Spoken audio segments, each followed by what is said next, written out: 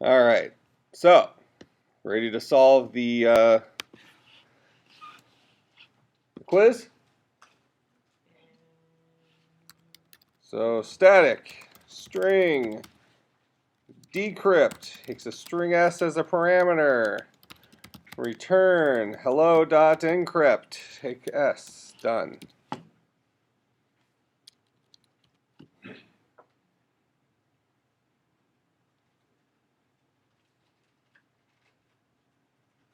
What? Wait, Hold up. Wait, hold on. String S is equal to the encrypted version.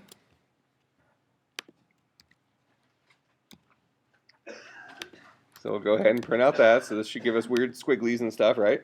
There's that. Then string S2 is equal to hello decrypt S. Is that your cup? Oh yeah, thank you so much. No, thank him. I didn't go in the men's bathroom. I peed on it. We were just making sure that was your cup and nobody twinkled inside of it.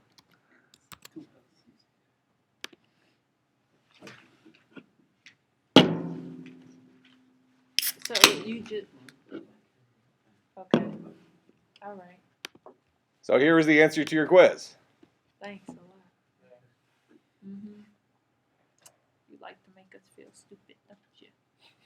What if it's 12, not 13? What's up? What if it's 12, not 13? If it's 12, then this break. Yeah. That's the point of ROT 13. ROT 13 uses encryption, encrypts and decrypts using the exact same method. You sort of had it. You wanted to subtract 13 instead of add 13. Is that correct? Well, this is correct. This is the easiest way of doing it. Yeah, but what about the Yeah. minus 13? Minus 13 would work. It would do the exact same thing. But you might as well just call encrypt. Use one line. Yeah, how do you decrypt? Call encrypt. That's how it works. Kind of makes sense? Yep. All right, so kind of just a little fun mind game. Fun mind game for you. I won't count it against you. Don't worry about it. It's good Actually, exercise. I did the minus 13, so I kind of had it right. Well, I already 3 years away. Huh? 13. No, you didn't. I specifically 3 years away. Oh, thanks. Okay, what are we talking about? Oh, arrays. No. Even though some of you have been using arrays for weeks on your homework assignments. Okay. No more quizzes tonight, okay? No more Please. quizzes. No. Why not? They're not fun. Well, you got to start getting them right.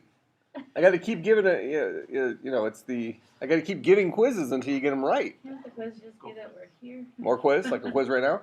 No. What's wrong with you? Don't do that. Mm-hmm. Okay.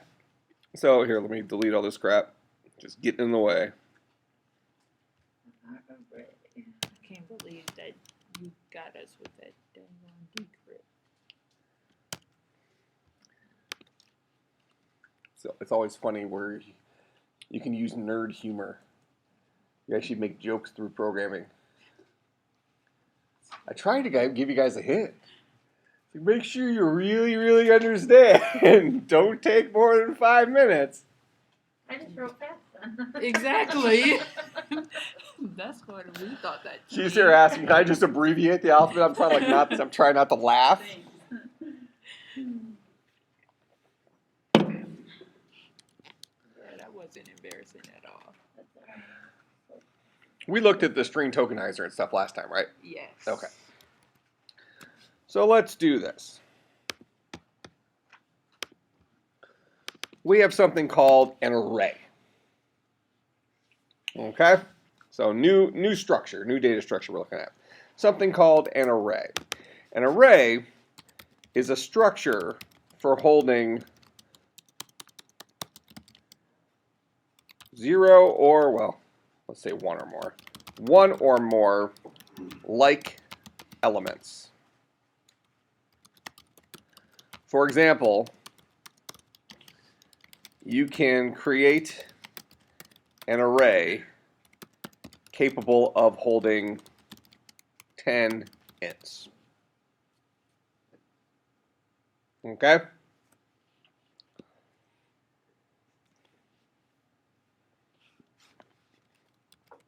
Advantage of an array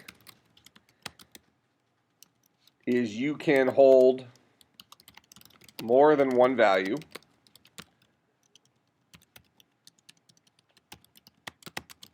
within a single variable name.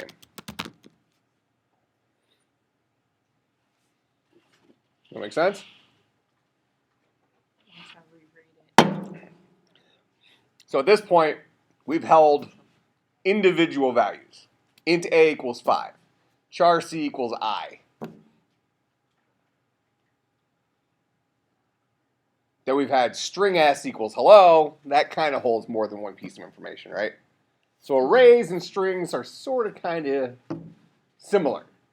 Just sort of kind of. So let's talk about what an array does.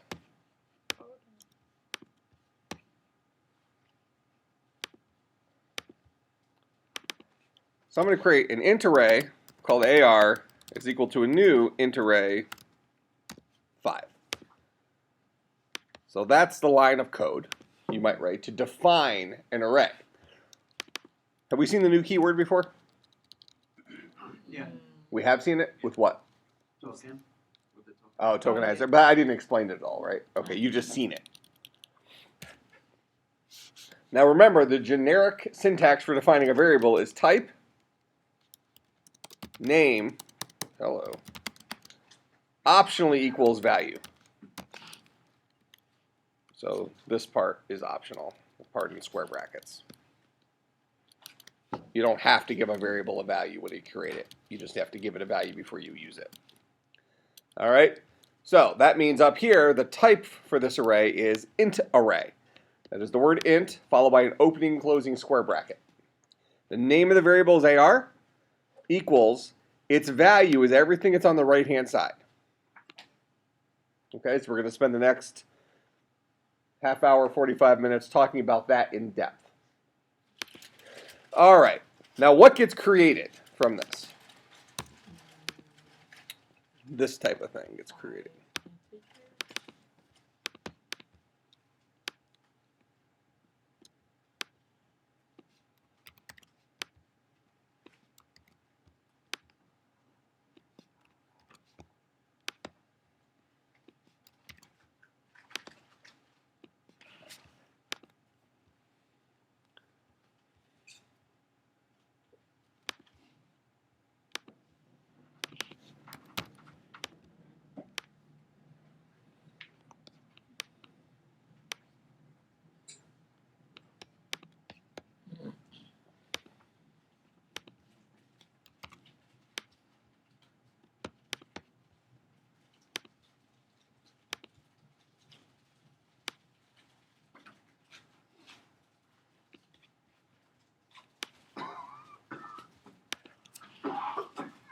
My Portillo guys never showed up.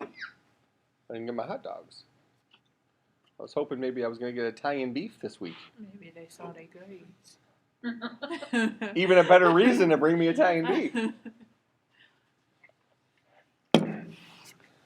Quickest way to a better grade when your teacher's a fat guy.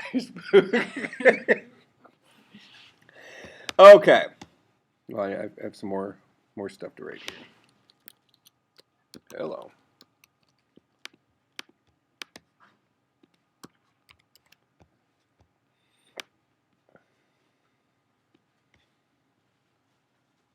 Can I make these a different color? Format. Aha!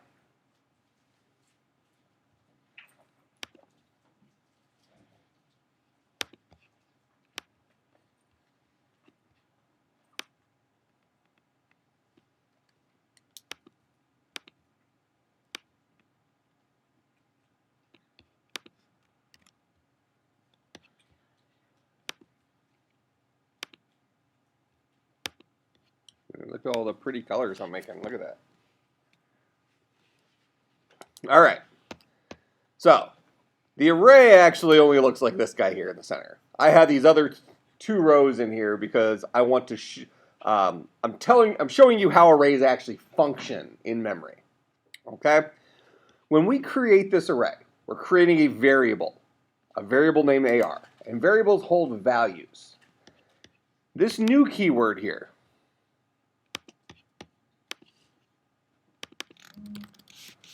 the new keyword, I often refer to this as our real estate agent. What does a real estate agent do? Sell you houses. Okay, sells us houses, finds us properties. Okay, finds us a place to live.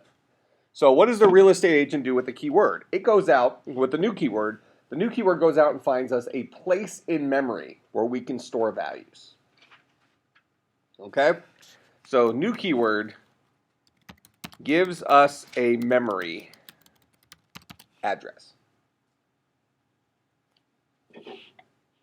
Make sense?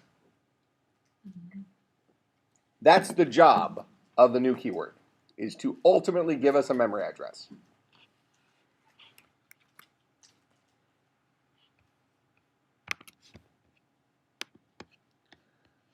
So again, here's the generic syntax we have here. We have a variable named AR of type integer array, and its value is whatever's returned from over here. Is always AR or can you change? This is the variable name. You can make it whatever you want. You can make this elephant if you want.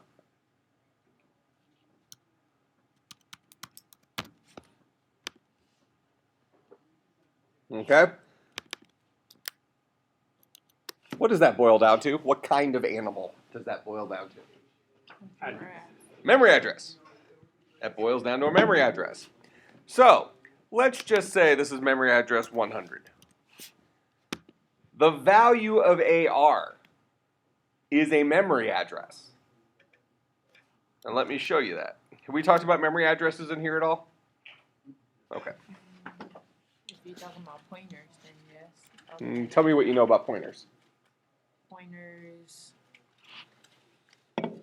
give you the keys to the house. But I mean not the keys to the house, just the address. Okay. But have we talked about it in very much detail?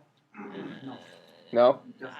No, it's a primitive value that holds a memory address. Okay, but have we actually seen a memory address printed to the screen or anything? Okay, good. So I'm going to go ahead and I'm going to write the line of code that we have in that other, on our slide. So an integer array AR is equal to a new in array 5. Then I'm going to go and print out AR.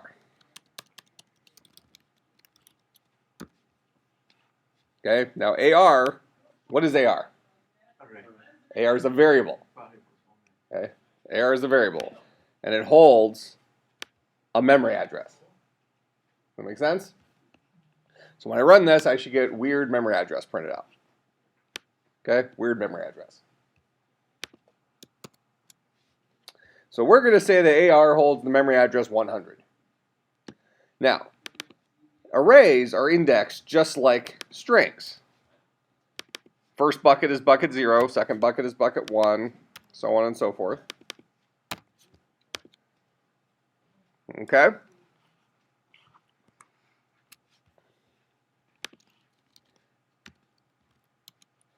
An array knows how to report to us its length. So the length of this guy should be 5. Because I built him to hold 5 of these guys. That make sense? All right. Now, what can you tell me about length as I have it written here, based on what you know so far, what I've taught you about programming so far? What is that? What is length? Method. Is it a method? Okay, tell me why it's not a method. Not a method. Tell me why it's not a method. How do you know it's not a method? No. That's No parentheses. yeah. It's not a method because no parentheses. So if it's not a method, it must be what? A class. No, not a class. It's a variable. It's a variable. It's a variable. Is it a class variable or an instance variable? Instance. How do you know? The This AR. is AR dot. because we're calling it with an instance of something, right? Okay. So hopefully we've never talked about class variables versus instance variables, right? Yet we were still able to answer that question because we applied something, a pattern we already understood. Make sense? Okay. So the length variable of, there's actually more than meets the eye here behind the scenes with arrays. Arrays were actually born out of a much older language. They were born out of the C programming language. And in C, they are actually primitive types. So you've maybe seen this before. As you guys are off, let me just write it down here inside of a comment. I don't want all your extra help with that stuff. Okay, there we go. So if you've ever seen a C program, I can say int main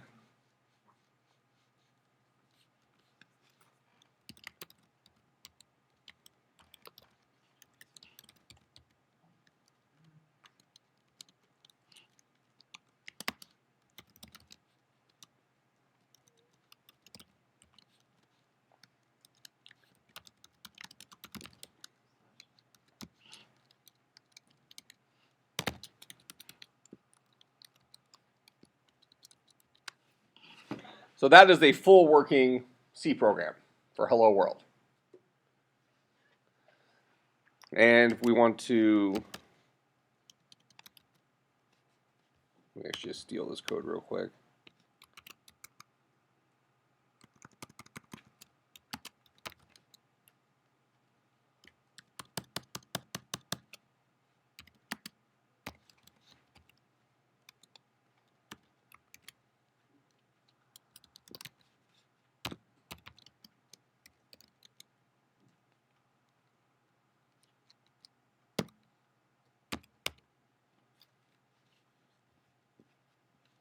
Well, hold on a second.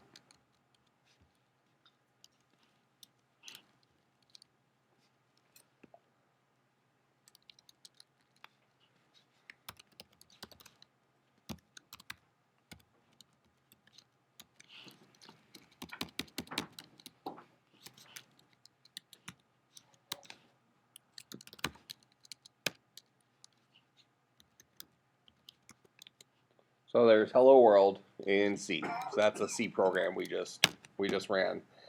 Now, notice that we have two parameters in main here. One's called argc and one's called argv. Now remember, all programs begin and end with main. If you remember back to our first night of class, we talked about kind of the lineage of these modern programming languages. We had C, then C++, then Java, C#, right? So Java has a parent, if you will, of C++ and a grandparent of C, which is what we're looking at here. So this is old school programming. So main, but I've also said several times that all programs begin and end with main. Main here takes two parameters, an argc, which is an integer, and an argv, which is a char pointer. Okay, and I'll talk about that here in a second. Notice in Java, though, main takes one parameter, a string array. Why is this? I'll show you why.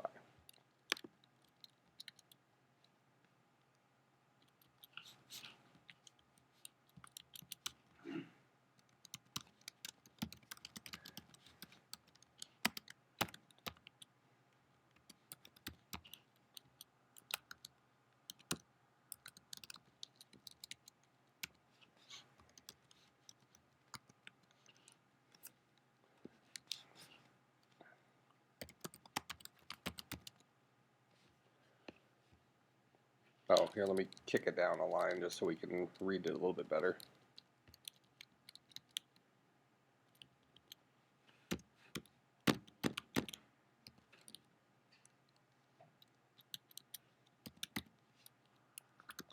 I'll put some nice spaces before and after it. So, I run it. I passed it 3 command line arguments. Blah, cat, dog. It says we have 4 command line arguments. What's the first command line argument? The name of the program. If I run this again, When I pass it nothing, it says I gave it one command line argument.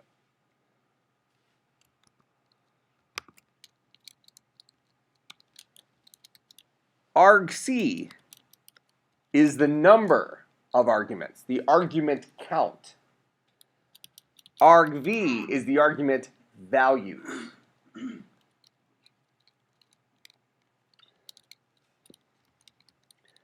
So this guy right here is what an old school string array looks like. This is an array of character pointers. It's a pointer to a pointer. It's a pointer to a collection of pointers. That's been replaced with this idea of a modern array. A modern array knows how to tell us its length. In C, this is an array basically. Let's call that array. He can't tell us how many elements are in it. We have to keep track of how many elements are in our arrays. That's why we take in 2 parameters there. Does that make sense? But we're still getting the same kind of information. Just so main in C gets an argument count and the actual argument values. Main in Java gets the argument count and the values all in one nice package. Okay? So arrays in Java are smart arrays. They're able to report to us what their length is, how many of them, how many elements are in there. Now, the reality is that it pulls this off in Java because arrays are actually implemented as objects. We see them, we use them as if they're primitive types, just like previous languages. But they're abstracted behind the scenes, or under the hood, if you will, so that they can report their own length. So we don't necessarily recognize them as being different than C-type arrays, with the exception that they're able to tell us their length, which is a thing that objects can do. Objects can hold a value and potentially do more. Okay? So that's what makes this guy an object, not a primitive type, or at least behaves more like an object.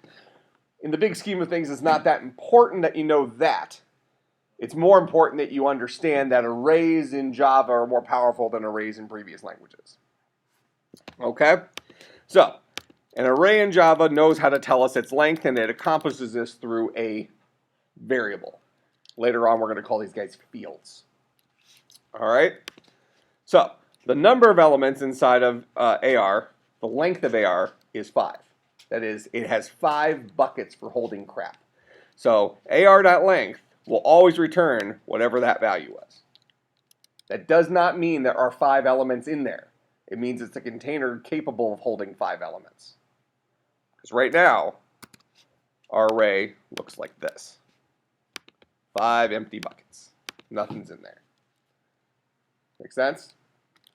Yet, when I print out the value AR, it gives me crazy memory address. Why? Because AR does indeed have a value. It has the value of where in memory this array will be built. So let's say that's memory address 100. Let's start putting stuff into our array. AR at bucket 0, let's say, is equal to 1. AR at bucket 1 is equal to 2. AR at bucket 3 is equal to 3. AR at bucket 4 is equal to 4. What is AR at bucket 5?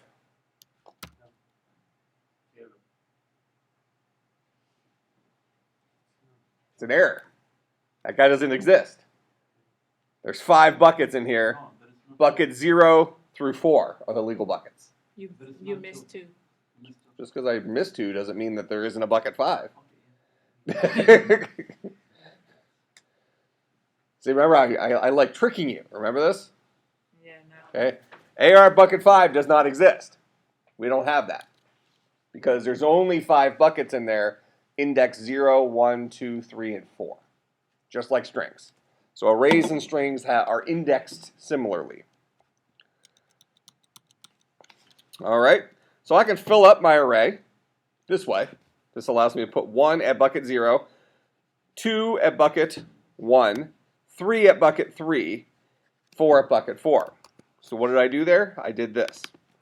1 at bucket 0, 2 at bucket 1, 3 at bucket 3, 4 at bucket 4.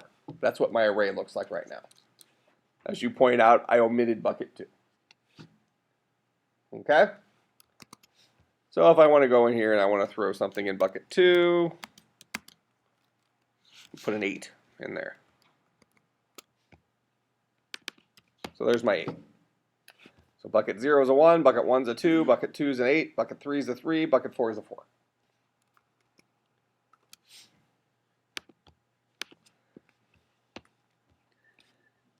If I want to print out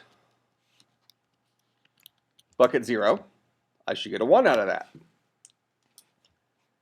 I want to print out bucket 1, I should get a 2, so on and so forth. That make sense? So I can write something into an array by putting it on the left-hand side of the assignment operator.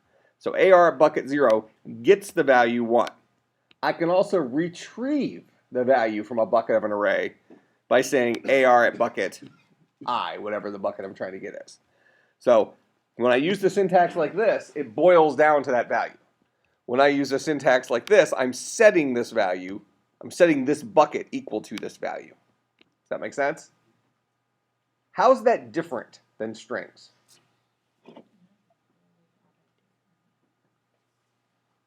Except for you specifying what bucket each Okay? value goes in. We're about to have another quiz. Well, then I shut my mouth. Good. Oh, I have to trick you. I have to trick you first. No, you don't. Oh, hold on. Just relax. Everybody relax. Let me show you something. I wonder why people confused. So I'm going to say static.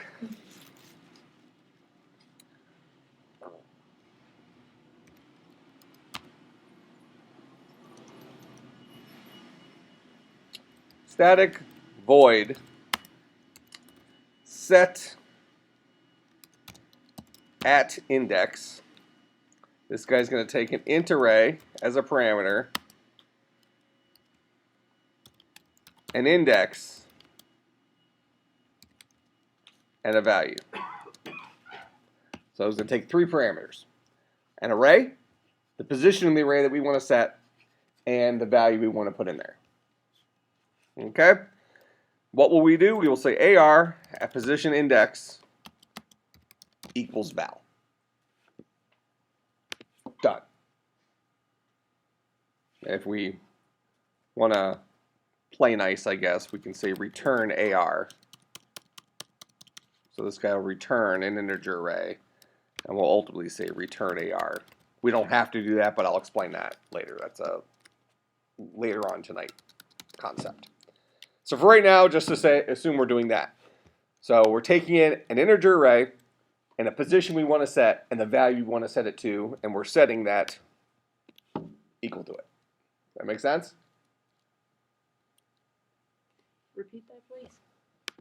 I have a method called setAtIndex. It's taking in an integer array. It's taking in an index, a position in that array, and the value I want to set at that index. And what am I doing? I'm saying AR at bucket index gets that value. Gotcha. Does that make sense? So after this is done, after I run this method, so I should be able to come in here and I should be able to say AR gets hello dot setAtIndex, passing it AR, passing it 2, and passing it 8. And then if I print out AR at bucket 2 after that, I should have an 8 in there. That make sense? So I'm calling my setAtIndex method, which is a class method. So I'm calling it using the name of the class in which it was defined. Passing it my array, passing it index 2, and passing it the value I want to put in index 2. This guy should then put that value in index 2 and ultimately return the array. So I'll catch the new array inside this variable, and then I'll print out AR at bucket 2, and we should see it displays an 8.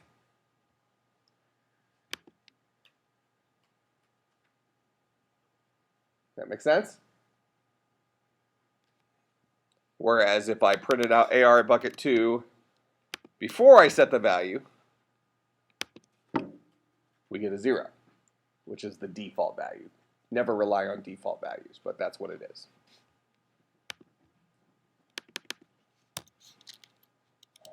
Okay? Make sense what this is doing? So we're going to have another method. Static string set at index. This guy's going to take a string s as a parameter, an int index, and a here we'll do char c, char val. Let's do char val.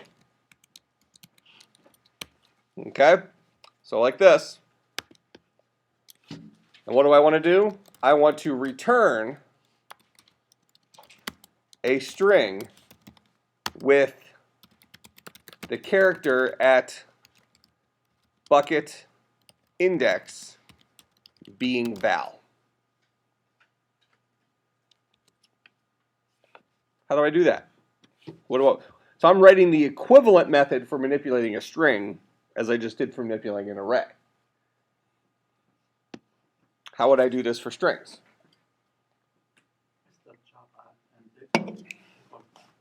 So you want to say s dot char at index gets the value val. That? No. S equal S plus.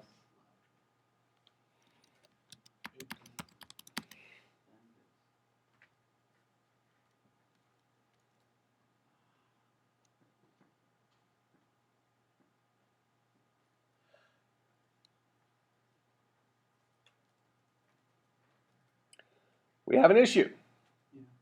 Arrays are read and write. Strings are read only. If I want to change a string, I have to build a new string. That make sense? So, to write this method, I'm going to create a string answer, set equal to the empty string. I'm going to create a loop that's going to go through s all the way up to, but not including index.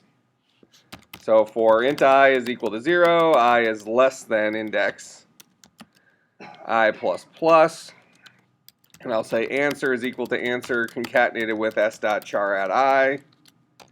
So I'll build on to answer everything up to but not including index. Then I'll say answer is equal to answer concatenated with val. Skip over index. Then I'll say for int I is equal to index plus 1, I is less than s dot length, I plus plus, answer is equal to answer concatenated with s dot char at I, and ultimately return answer.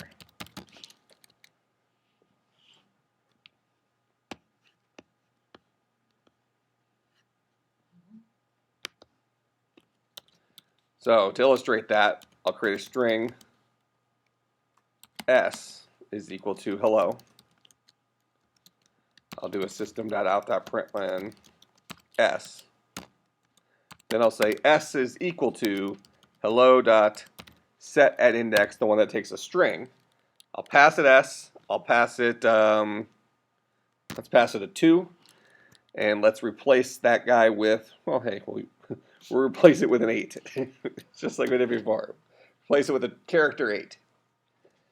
All right, then we'll do a system.out.println s.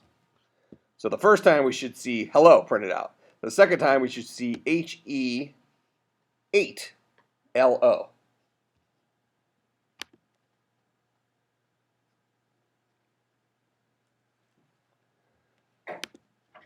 So basically, these two methods accomplish the same thing. The second method is replacing a single value at a specific index in an array. This guy is replacing a single value at a specific index in a string. Strings are read-only. Therefore, we had to destroy our original string. Well, we didn't have to destroy it. We had to build a brand new string. Copy everything that we wanted to keep over and replace just the one place we wanted to replace. Does that make sense? That's a weakness, if you will, of strings.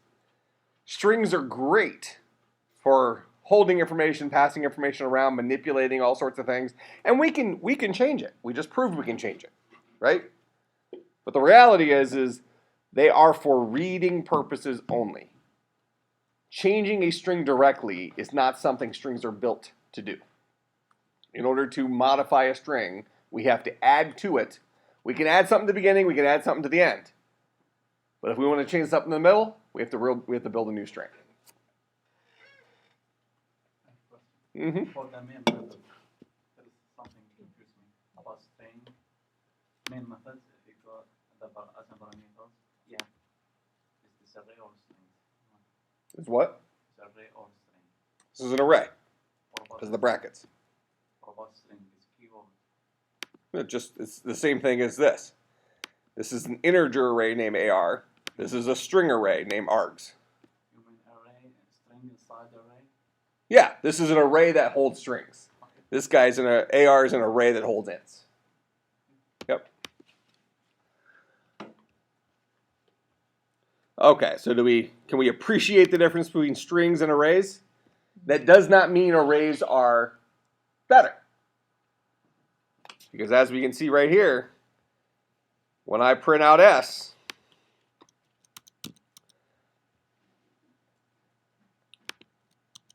so I called my hello set at index on my array. I called my hello set at index on my string. Then I print out S and I print out my array.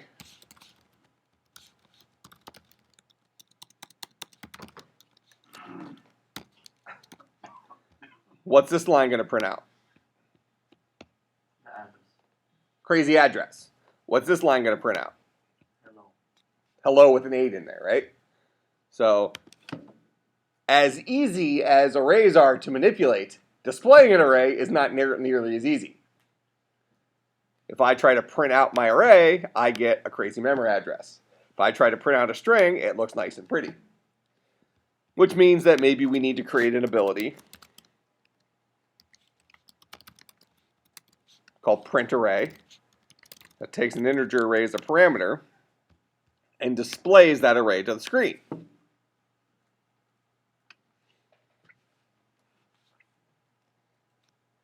Make sense? So, as easy as it was to modify our array, and as hard as it was to modify our string, it's almost the exact opposite for printing a string versus printing an array. So if I want to print out an array, I'll create a for int I. Actually, here let's do it as a string. So I'll say string answer is equal to the empty string. For int I is equal to 0, I is less than AR dot length, and notice it's the length variable, not the length method, so no open and closing parentheses. I plus plus. We'll say answer is equal to answer concatenated with AR at bucket I.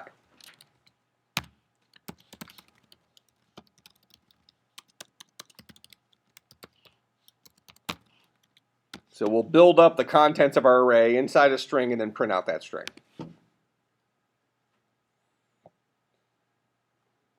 That makes sense? So now, instead of saying system.println AR, we'll say hello.print array, passing it AR. And that should give us the 12834.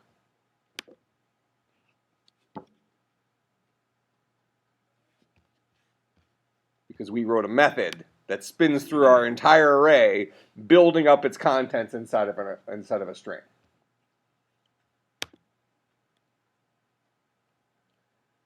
If we didn't want to build them up inside of a string and instead we just wanted to print them, we could have gotten rid of the string portion here. System.out.print AR at bucket I. And then finish it off with printing a println on the empty string. Print says display a character, but don't press enter. So this will have the same output for us. Just we didn't use a string to build it up. We just printed it one character at a time, and then pressed enter at the end.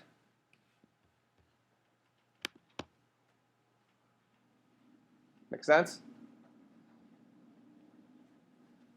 So punchline there is we should not necessarily look at arrays being good or bad and strings being good or bad. It's about using the right tool for the job. Make sense?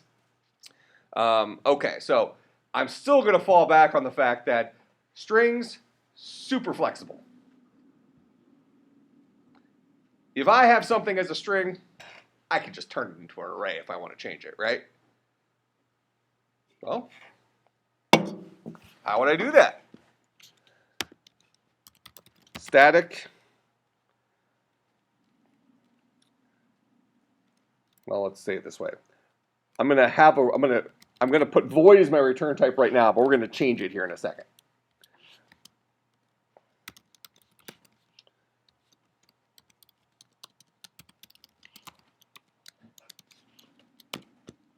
So I'm gonna have a method called toArray that takes a string as a parameter and returns the array version of that string. What kind of an array would it be? Char. A char array. An array of chars. So that means the return type here will be char array. So this is related to what he was asking before. So here's an array of chars, here's an array of ints, here's an array of strings. So we designate something as being an array or a collection of by having the opening and closing square brackets after the type. So toArray is going to take a string as a parameter and it's going to boil down to a brand new char array. Well, in order to do that, I need to build a char array. Let's call it AR again. Char array AR is equal to new char array. How many characters are going to be in this char array? S.length number of characters. The character array is going to have just the same number of characters in it as the string has in it. Right? Well, now I'm going to write a loop. For int I equals 0, I is less than what? S.length or AR.length. They're both the same number, right? So S.length is a method, so I can say S.length, that's the string's length instance method. I can also say AR.length, that's the length field, length variable associated with an array. And we know those guys are the exact same length because we built that array to be the same length as our string. So it doesn't matter which of those two we use, they're identical. Does that make sense? Then I++. And what are we going to do? We're going to say AR at bucket I gets the value S.charaddI. And then return AR.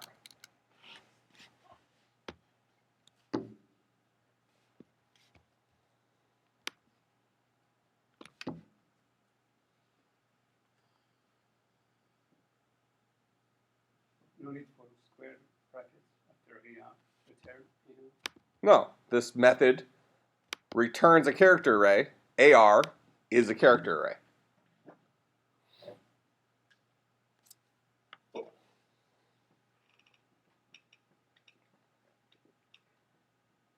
See, that's just slight tremors. How many cans have you had? It doesn't matter. I have they don't go away. Oh, It's just if it's a thing. Doesn't mess up my putting in golf too much. Yeah, it started last year. About a year ago, I started getting tremors in my left arm. Getting old. yeah. Gotta go to the doctor, dude. I did. Went to like 5 different specialists. They don't know what's wrong. I said, oh, it's fine. Did you go to a neurologist? Yeah, I went to a neurologist. He did all the weird testing and stuff. Did they just tell you were crazy? Oh, my shrink tells me that. Gotcha. Could even be related to that. Because I think I told you day one, I have Asperger's. I have a form of autism. So I have, it's actually really interesting. How many of you watch Big Bang Theory? I do. You know Sheldon? Yeah. I have the same thing Sheldon has. Interesting. Yeah, so I learned how to be a little bit more socially less freaky, even though you probably still think I'm out there. No. But yeah, so I'm on whatever meds for that kind of crap. So who knows? It's probably some weird side effect of that. Doesn't hurt. Sometimes it causes me to drop food or something, but what are you gonna do? One means you don't eat it after you dropped it. The 5-second rule. Actually, it gets bad. Like where it's worse, it has something to do with fine motor skills. So like the other day in the cafeteria, speaking of Caesar salads from earlier, it was like a make your own Caesar salad. So they had the Parmesan cheese to put on. So I was trying to like put the, like sprinkle the cheese on, how you just kind of sprinkle it. Yeah. And I just started flopping it all over the place. Then it kind of gets like almost like a spasm where it just starts, it doesn't hurt at all. Just weird. Just funny. Yeah, it's just weird. See? So you have that to look forward to as you get elderly. Thank you. It's not one thing, it's another. I'll make sure to see if that's in my genetic pool. If I can. Oh, everybody has everything in their genetic pool. I know. We're all cesspools. We're all much. Yeah, I tell my wife, at least I keep a good sense of humor about it. Could be worse. Sure. My foot could fall off or something. That'd be worse. That would not be. And for all I know, this might have helped my golf. Might have helped my putting. If not, I could at least use it as an excuse. All right, so does this make sense how we built this array? Just created the structure, went through, filled it up with all the crap that was in our string, returned the array. So with that, what can I do? Well, I have my string S.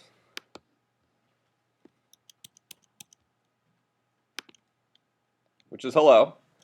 I can say hello dot print array, hello dot to array S. So I can convert my string S into an array and then tell my print array method to print that array. Or I could have told it just to print S, just system out that println S. Hold on, everybody relax. Everybody relax. Oh, why doesn't this work? It's expecting a int array into print array. I need to change that to a char array. Now it'll work. Make sense?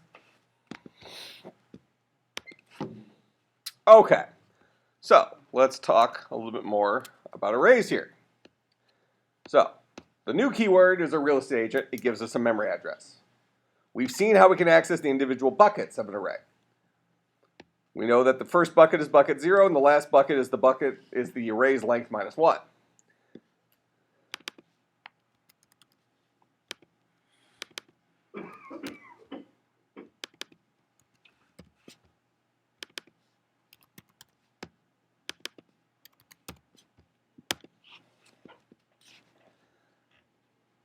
These guys I wrote up here inside the red boxes are memory addresses.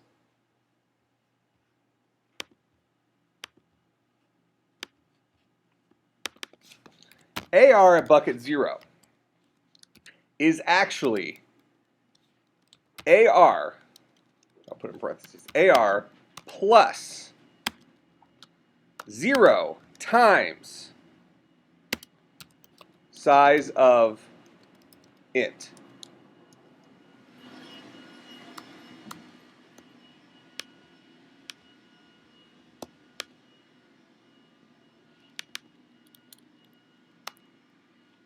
Which is what? What's AR? AR is 100. AR is 100.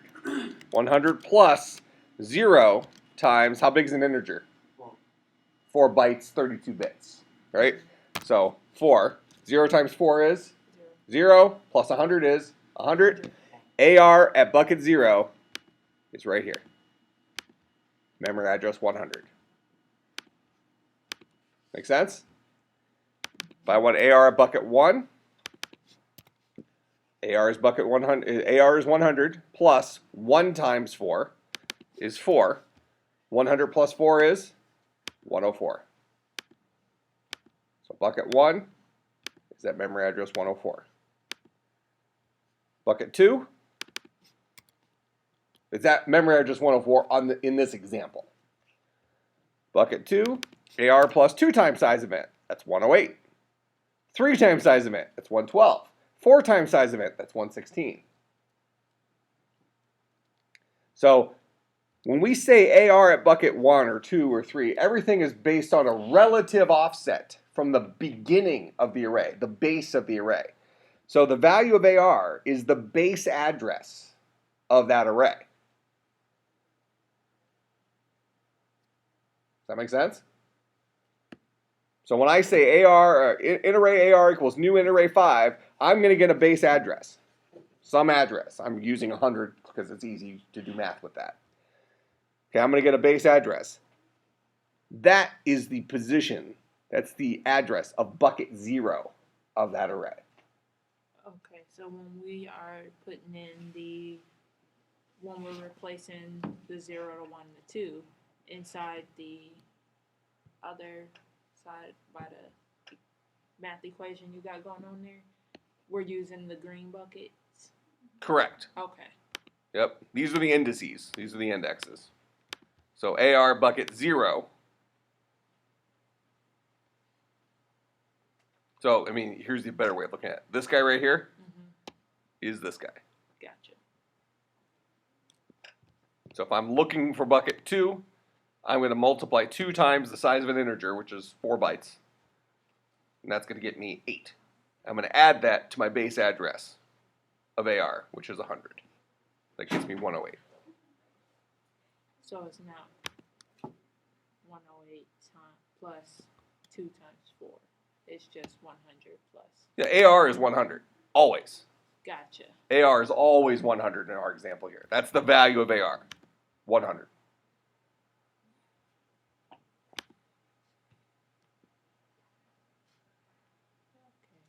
That make sense? So now, the side effect of this is this. Arrays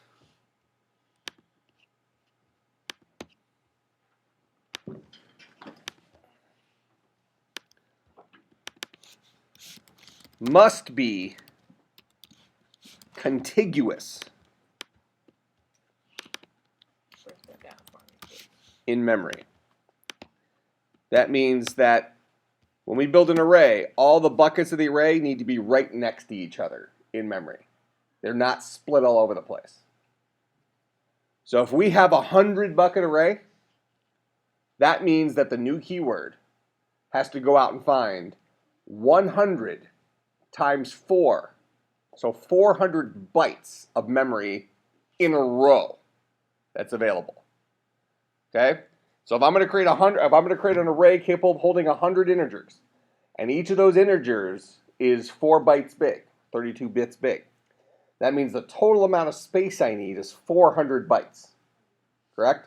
100 times 4. Well, I can't just find 400 bytes somewhere out there. 20 here, 20 there, 15 here. No, I need to find a single plot of land to build that super Walmart. to build that array with 100 buckets in a row, 400 bytes. That make sense? That's the job of the new keyword. Talk to the operating system, go and find a chunk of memory big enough to hold this many of those guys.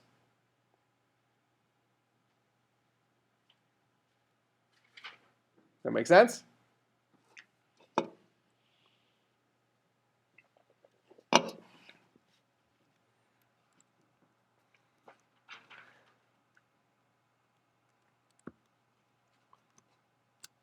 Okay.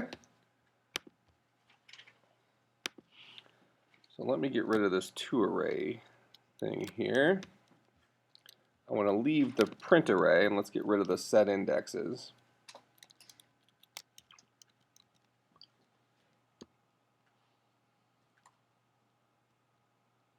Actually, I want to keep the set index. Just for arrays though. For my next magic trick.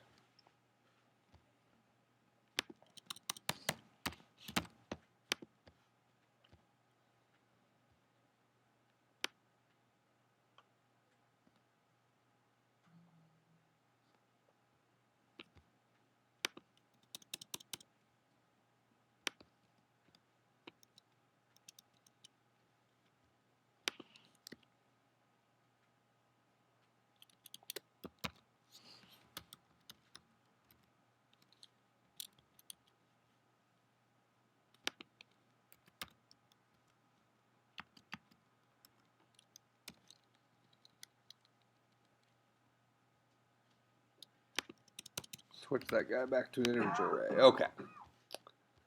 And then take that line out right now. Okay, so what do I do in main? I create a brand new array, integer array, with 5 integers in it. That's going to go and get me how much RAM? How much memory is going to get reserved here? 5 times 4, 20. 20 bytes. So the new keyword is going to go out. It's going to find 20 bytes of contiguous memory and tell AR, return to AR the memory address where that lives. Okay? Now, these next couple lines go and fill up that array with stuff. So we're going to have 1, 2, 0, 3, 4. So when I print out that array, it's going to print out 1, 2, 0, 3, 4. No harm, no foul, right? Okay. But now I'm going to say hello dot set at index. I'm going to pass it my array AR. I'm going to pass it bucket 2. I'm going to say put an 8 in there. So let's go look at set at index. Here's set at index. It returns nothing. Okay, I've changed it. Now it returns nothing. Takes in an integer array, the index of the value we want to set, and the value I want to set it to, and it says that array at bucket index equals val, and then ends. Literally returns nothing. If I were to print out this array again after this, notice I'm not saying AR is equal to that. I'm creating my array, I'm filling it initially, I'm printing it, we saw the result. Then I'm setting bucket 2 to a value of 8 inside of this method. So I'm calling this method down here, passing it AR, passing it an index, passing it a val, and I'm setting it all inside here, but never returning the value. And then I'm printing my array again.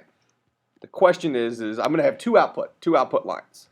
An output line from here and an output line from here. We already know what this one prints out. This one prints out 1, 2, 0, 3, 4.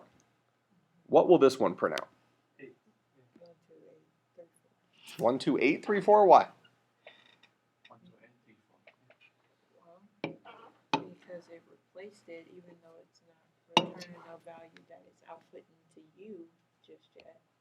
It's still. What do you mean just yet? Well, I mean, because. Am I changing AR up here? No, So why won't it still print out 1, 2, 0, 3, 4 right here? because you replaced it. I replaced it down here. So what? No, here, It's here. still in- No, it's still in the same in array. All right, so hold on. Void set val int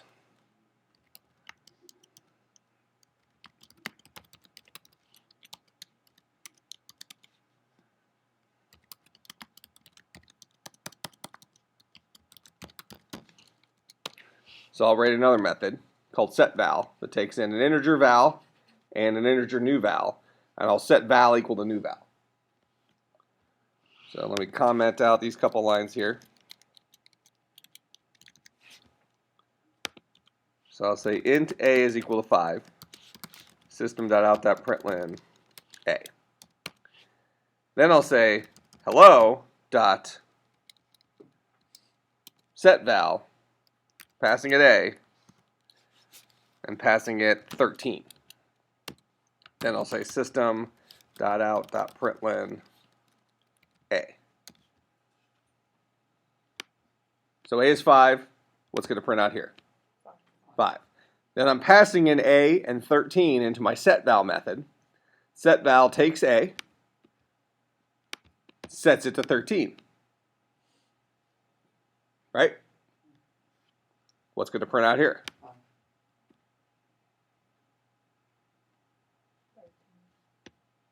Now you seem not so sure.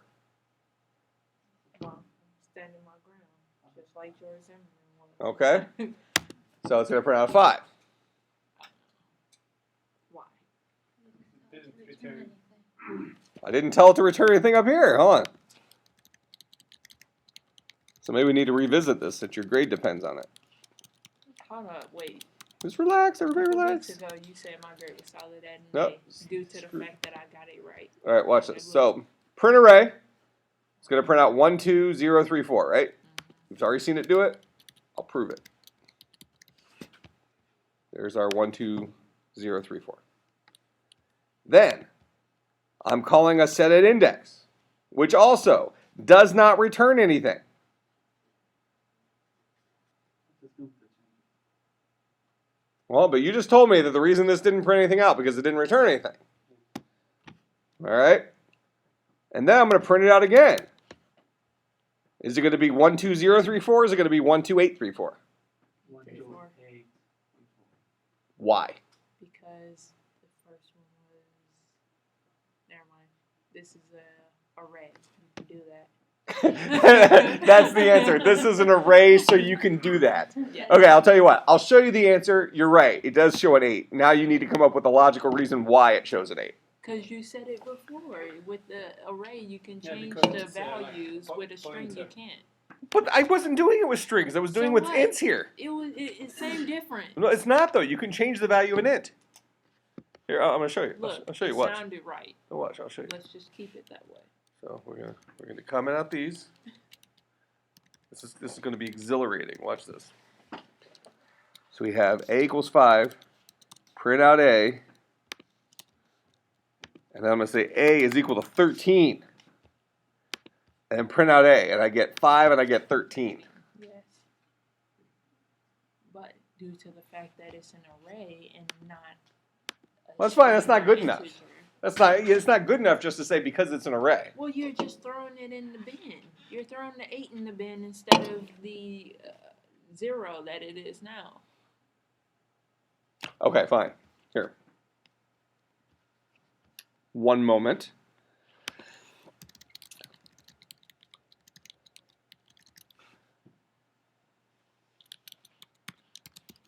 String s is equal to hello. System.out.println s. That'll print out hello, right? Okay. Then I'm going to say I need to rewrite my method, my setAtIndex method for strings. Static void setAtIndex string s int index char c.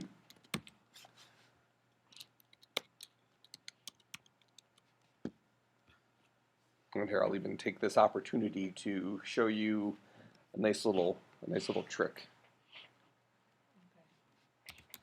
Char array blah is equal to s dot to char array. So we can tell a string to convert itself to a char array. That makes sense? Then I can say blah, which is going to make this even funnier. Okay, I'm going to say blah at bucket index is equal to C. Then I'm going to return a new string. Well, here, rather than do it all in one line, I'll say string answer is equal to a new string built out of blah. I can build strings using a character array and then return answer. And this guy is going to, actually, no, I'm not going to return answer. This guy doesn't return. All right, so setAtIndex, this version of it, takes in a string, takes in the index, takes in the character I want to switch it to. I immediately use that string to get me a character array. Then I overwrite bucket index of that character array with C, and then I build a new string out of that character array. Okay, so that's setAtIndex. So here's my string s equals hello, print out s. Then I'll say hello dot setAtIndex, passing it s, passing it 2, and passing it an 8. And then we'll say system.out.println s. What will this print out?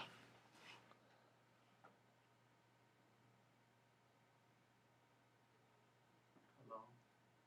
Hello, H8 LLO. So this is going to print out hello here, right? And then we're setting bucket 2 to an 8. Can I see them? H8 LLO. Didn't you do that before? Yeah, but before, I was returning a value. Oh. Now it returns nothing. So then it's just gonna be hello. Hold on. You're contradicting yourself. Well, I Hello. mean, you doing it. You just said it's because we set the bucket. Because Well, it's in a the string is address different book, from an array. why are we changing? Okay, so I print this out. It's going to be hello and hello, Hello. even though they're both objects. Mm-hmm. All right.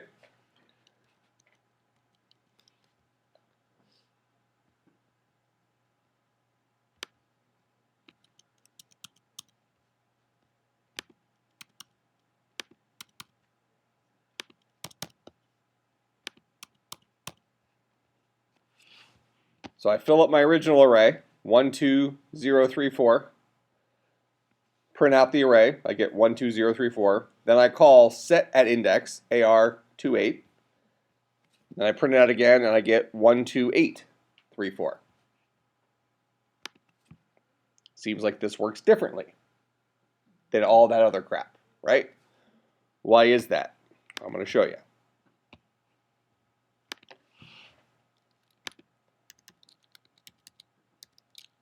Using the address book.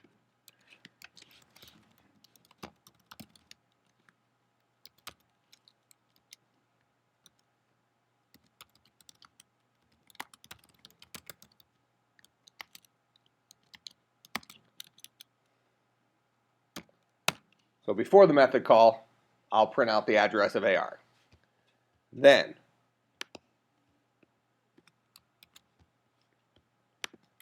I'll call the method. Inside the method,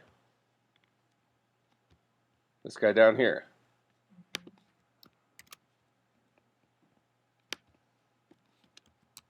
inside the method call, I'll print out AR again. After the method call, I'll print out AR again. AR is a memory address, right? It's a variable that holds a memory address. So before the method call, I should get memory address. Then I call the method. I pass to that method an array. The array comes in here into another variable called AR. If you want to make this less confusing, I can call this elephant in here and then print out elephant. Question. So would you need the print line before you set the new value or after? Because you want to find out what it is afterwards, right?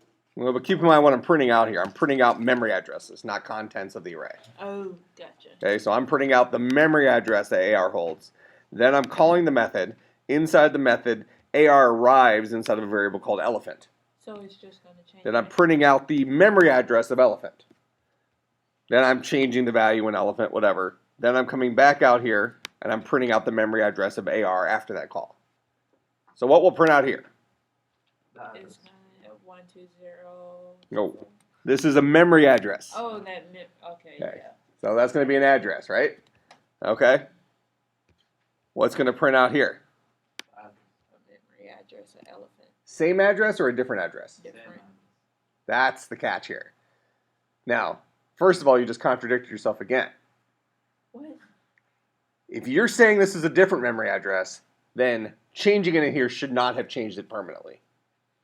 You're saying it's the same memory address, which means that even though I created the array out here, when I passed it into this method, I'm working with the exact same memory location. Oh. And when I changed that memory location, I made a permanent change because I'm not working with a copy of that array. I'm working with the original array. So what I expect to see here is I expect to see a memory address followed by another memory address that's the same memory address, followed by another memory address that's still the same memory address. So I should see 3 print statements all with the same output, proving that it's the same memory address every single time. Gotcha. Does that make sense? And this goes back to our definition of a pointer. Here's AR here. So let's look at, let's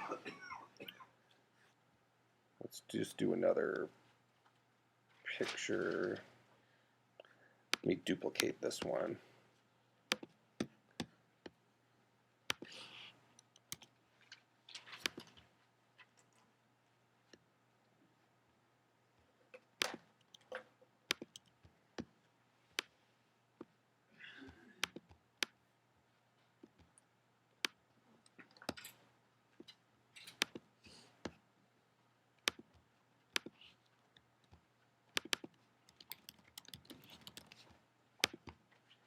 All right, so inside the main method, that's our situation, right? Actually, inside main method initially, it looks like that: 1, 2, 0, 3, 4.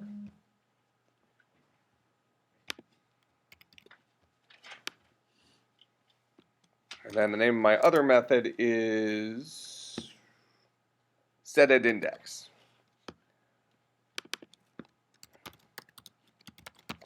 So inside my setAtIndex method, I have a variable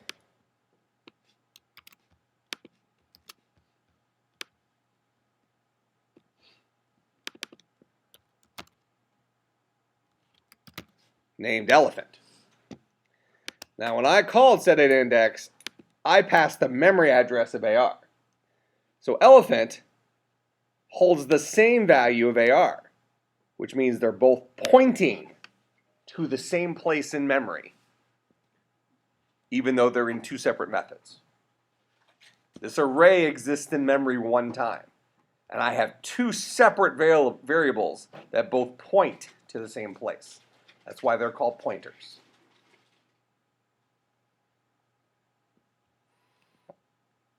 So when I say elephant at bucket 2 gets the value 8, notice I just changed the actual structure that AR also points to. Is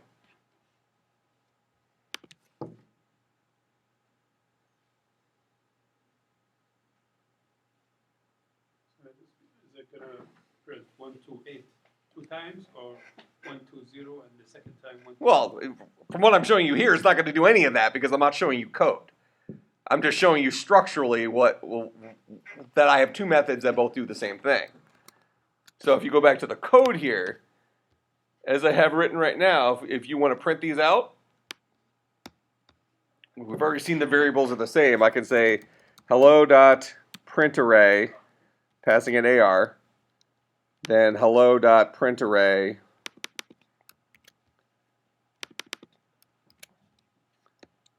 passing it AR again. I should get 12034, then 12834, and in the middle I'll actually have a memory address because I'm still printing this out.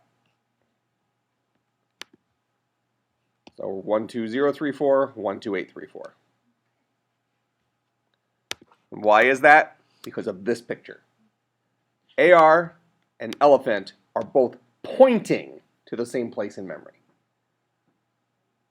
So even though they're in two separate places, two different arrays, or I'm sorry, two different methods, they both are dealing with the exact same address. So the way this would work is if I gave you the address to my house and you ran to that address and stole my car, when I got home, my car would be gone, right? I didn't give you the address that gave you a copy of my house with all the stuff that's in it. The house exists once. So if you went to that address and you made changes there, those are permanent changes that everybody who knows about that address are going to be aware of. Does that make sense? So that's how pointers work. The irony with this whole thing is most Java textbooks, I don't remember if I've mentioned this in this course or not, but most Java textbooks say that pointers don't exist. Did I mention that in here? Okay, or maybe I even said, I'll probably mention this again. Maybe I said something to that. Now, what's funny about that is clearly pointers exist. We just did stuff with pointers, right? Now, the funny thing is the reason why, first of all, the authors of these books are idiots. They clearly don't understand the language very well, or they enjoy lying to their readers. One of the two. So either they're ignorant, or they don't respect the readers enough to tell them the truth. Books that say that pointers don't exist in Java are lying. The difference is if we were writing this in, let's say C. In C, I might write a line that says this. Int pointer AR is equal to new int 5. Actually, in C, it would look like this.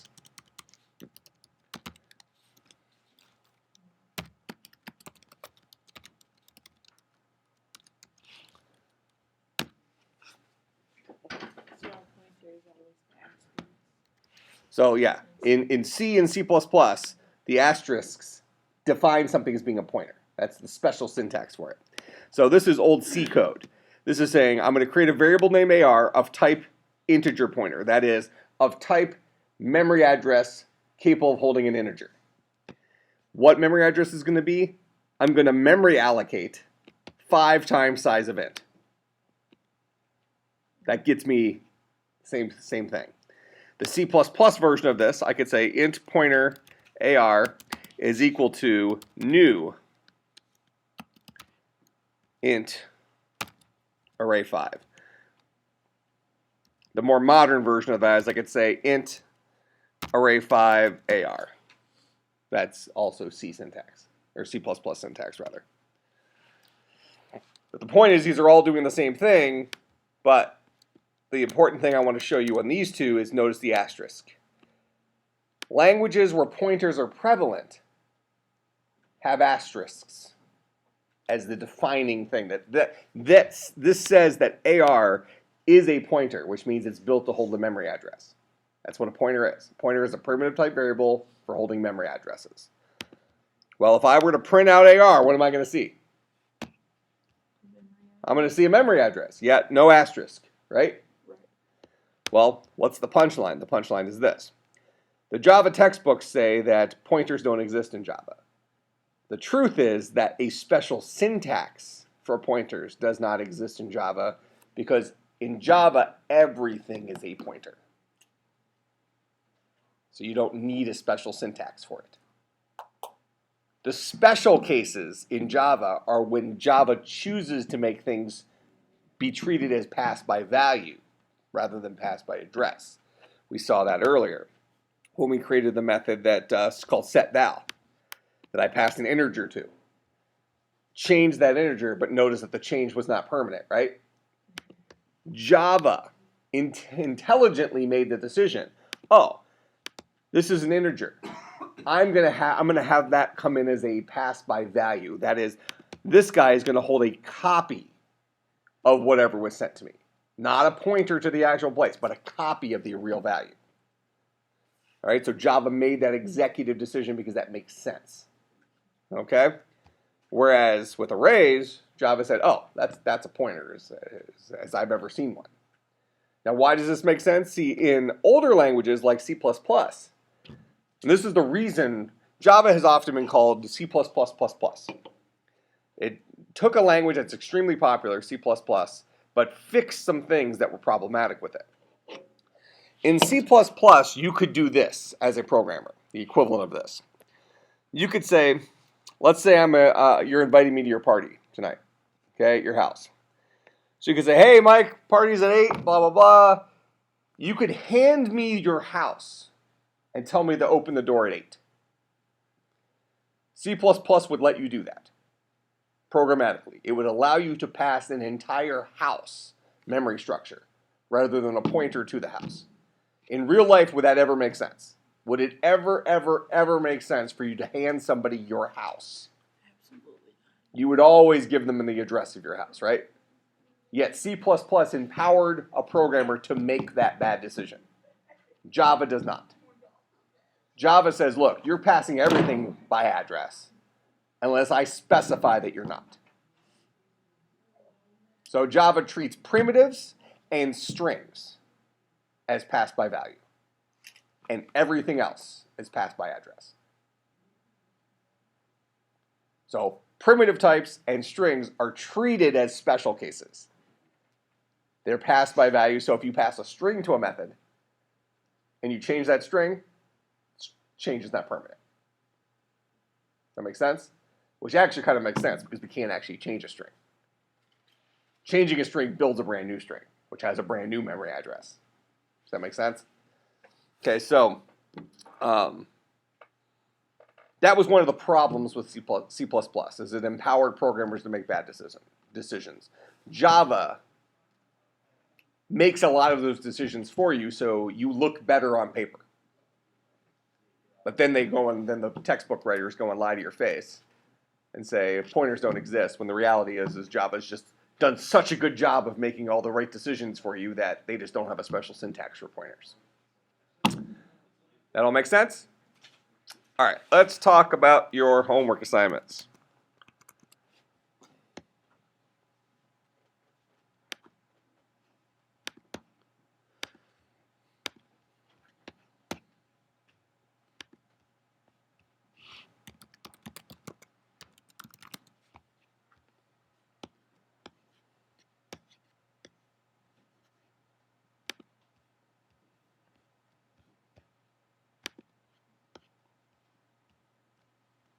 This next assignment's a good one. This is a doozy. A doozy.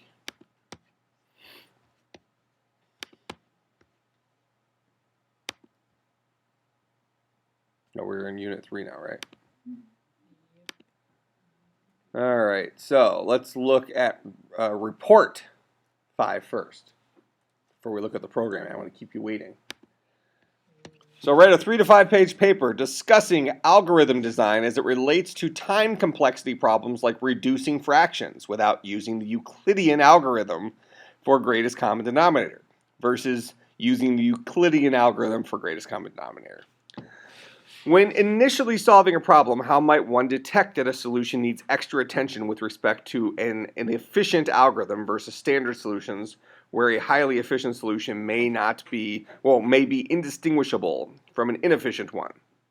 Specifically discuss the potential trade-off between an easy to understand inefficient solution versus a difficult to follow efficient solution. Is it always better to write optimal code if the end result is difficult to follow by future programmers who may maintain your code? So, concept here, and this is the homework assignment, the programming assignment is related to this, is there is a problem with adding fractions. It's a time complexity problem. You wouldn't think this. We think, oh, adding two fractions together, it's easy. 1/2 plus 1/4, not a big deal, right? Find the greatest common denominator, add them together, reduce it, there's your answer, right? The reality is, and you're going to see this as you do your homework, adding fractions together and reducing them is actually a computationally complex algorithm. If you write it the most obvious way, your program will be noticeably slower. And you'll see this when you're doing your homework. If you write it in a more correct way, it will be almost instantaneous. You can create a version, and we'll see this next time as we kind of go through this, because I'm having you write kind of a baby version of it for your homework. You could write a version of adding fractions together that can literally take a week to finish of human time. The program's just sitting there adding fractions. It's like, it's a computer. They're stupid fractions. So what this paper is asking you to look at is problems like that. So I use that as our main example. So this fraction problem where if you use the Euclidean algorithm, this algorithm that exists, you can go and look it up. But if you use the Euclidean algorithm for determining the greatest common divisor of two numbers, it becomes very quick. If you write it in the most obvious way, you know, the whole cross multiplication thing with fractions, it's much, much, much slower. So in an example like that, it's so much slower that it makes sense to solve the time complexity problem with the more efficient solution. But let's say we have a bunch of these other examples, things like we've been doing in class, where there's 10 different ways to write in the same method. We would not notice one method running substantially faster or slower than any of the other methods, even if they were more or less efficient, right?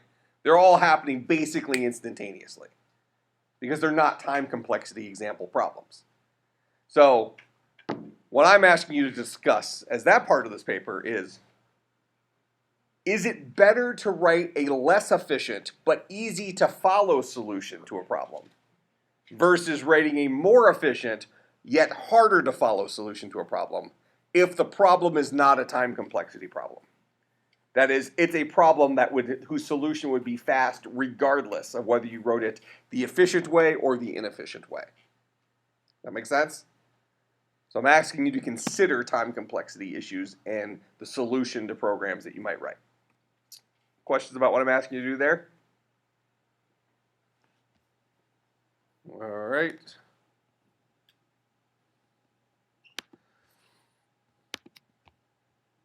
So then the homework, the programming thing, is write a Java method that adds two fractions together and then returns the result in reduced form. So 2/8 should be 1/4. Make sense? A fraction should be represented as a 2-bucket integer array. What I mean by that is this.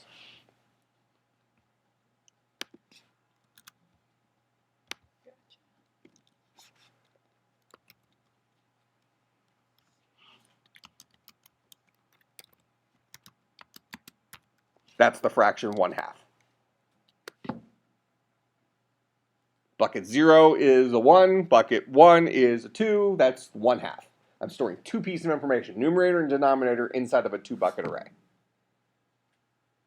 Make sense? Oh, okay. So you want. And I want you to write a method that takes two fractions as parameters, so two integer arrays as parameters, adds those two fractions together, returning a new fraction as an integer array in reduced form. So the example I gave you here is this. AR is an example of the fraction 1/2. If I wanted it to be 3/8, I would change the numerator to 3 and the denominator to 8. Now it's 3/8. I'm just storing a numerator and denominator in a 2-bucket array. Make sense what I'm asking you to do? Questions, comments, concerns, bribes? All right, I will see everybody next Wednesday, right? Yes. All right.